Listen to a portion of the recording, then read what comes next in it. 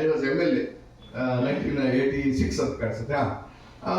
ಸುಮ್ಮನಿರ್ಲಾರ್ದೆ ಅವ್ರಿಗೆ ಪ್ರೊಫೆಸರ್ ಕೊಂಡಿಯವರೇ, ನಾನು ಯಾವಾಗ ಬೇಕಾದ್ರೂ ಹೇಳ್ಕೊಳ್ಳೋಣ ಹೆಸರನ್ನ, ನಮ್ಮೂರ ಕಡೆ ಹೇಳ್ಕೊಳಕ್ಕಾಗುತ್ತೆ, ಮೆಣಸಿನ್ಕಾಯಿ ಕೊಂಡಿ ಅವ್ರು ಏನ್ ಕೊಂಡಿಯವರೇ ಅಂತಂದು ಅವರು ಕಂಡಕ್ಟರ್ಗೆ ಇದು 3 ಟಿಕೆಟ್ ಇದಕ್ಕೆ ಮತ್ತೇನು ಅಂತ ಹೇಳ್ದ. ಅದಕ್ಕೆ ನಾನು ಬಿಡಿ ತಗೊಬಿಟ್ಟು ನಾನು MLA ಪಾಸ್ ಇದೆ, ನನಗೆ ತಗೋಬೇಕು, ಅಲ್ಲಿ ಇಬ್ಬರು ತಗೊಳ್ಳಿದ್ದು. 2 ಟಿಕೆಟ್ ಅಂಟಿಗೆ ಅಂತ ಅವರು 2 ಟಿಕೆಟ್ ಅಂಟಿಗೆ ಪುಂಡಿ ಜೊತೆಲಿ ಮೆಣಸಿನ್ಕಾಯಿ ಜೊತೆಲಿದ್ದಾರೆ. ಅಂಡಿಗೆ ಅಂದ್ರೂ ಅದೇ ಹೆಸರು ಅಲ್ವ ನಮ್ಮ ಕಡೆ, ಅವ್ರ ಊರ ಹೆಸರೇ ಅಂಡಿಗೆ. ಪುಂಡಿ ಪ್ರೊಫೆಸರ್ ಅಂಡಿ ಕರ್ಕೊಂಡು ಹೋಗ್ತಾರೆ. ನಾನು ಹೇಳಿದೆ ಭಾಳ ಭಾಗ್ಯ ನಮ್ದು ಚೆನ್ನಾಗಿದೆ, ಒಂದು ಪುಂಡಿ ಕರ್ಕೊಂಡು ಹೋಗ್ತಾವ್ರೆ, ಮೆಣಸಿನ್ಕಾಯಿ ಜೊತೆಲಿದೆ, ಅಂಡಿ ಕರ್ಕೊಂಡು ಹೋಗ್ತಾವ್ರೆ.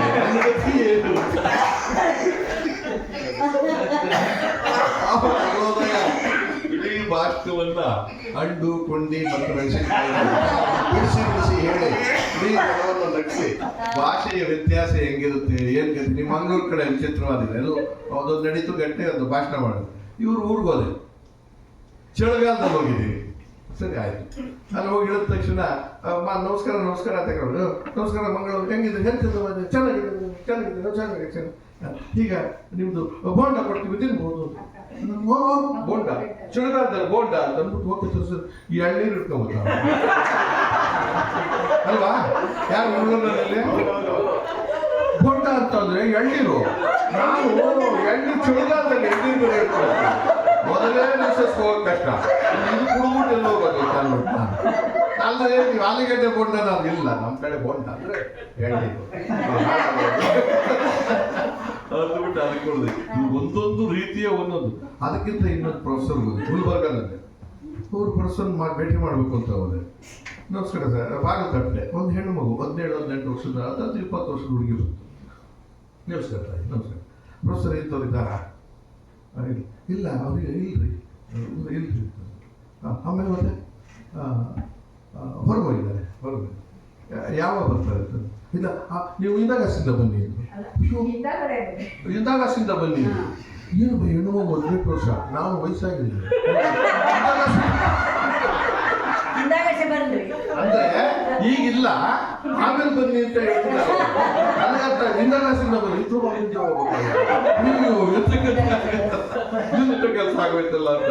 ಆಮೇಲೆ ನೋಡಿದ್ರೆ ಸರಿ ಆಯ್ತು, ಮುಗಿಸ್ಕೊಂಡು ಬಂದು ಅಮ್ಮ ಇದಾರೆ ಕರೀರಿ ಅಂತ.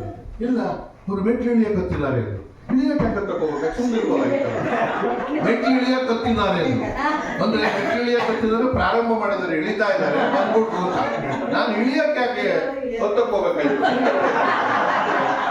ಅದಾದ್ಮೇಲೆ ನಮಸ್ಕಾರ ಅಂತ ಪ್ರೊಫೆಸರ್ ಬಂದು ಆಯಮ್ಮನ ಬಂದು ಎಲ್ಲ ಈ ಕತೆ ಹೇಳ್ಬಿಟ್ಟು ಹೇಳಿದೆ.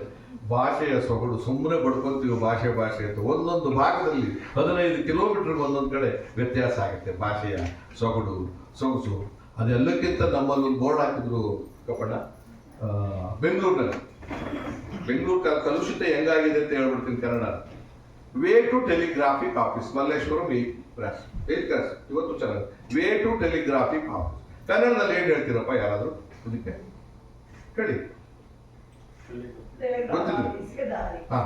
ಅಂದ್ರೆ ತಂತಿ ಕಚೇರಿಗೆ ಸ್ವಲ್ಪ ಸರಳವಾಗಿದೆ. ತಂತಿ ಕಚೇರಿಗೆ ಆ ಮುಂಡೆ ಮಗ ತಮಿಳು ಯಾರೋ ಬರೋದವನೇ ತಂತಿನ ಭಾಗ ಮಾಡ್ಬಿಟ್ಟಿದ್ರೆ ತಾ 0 ಅಲ್ಲಿಗೆ ಜಾಗ ಬಿಟ್ಟ. ಟೀ ತಗೊಂಡೋಗಿ ಕಚೇರಿಗೆ ಹಾಕ.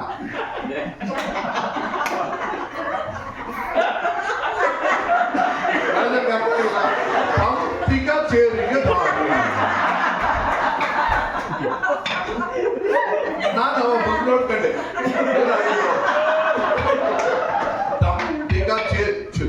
ಉಪ್ಪು ದಾರಿ